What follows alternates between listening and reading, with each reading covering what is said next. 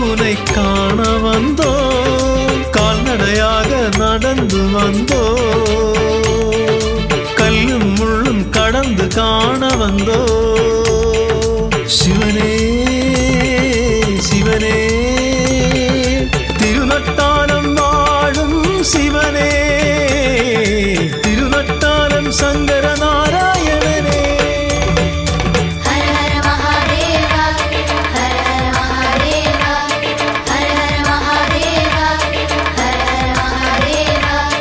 உடலன உயிரனான சிவனே என் உணர்வன மொழியனான சிவனே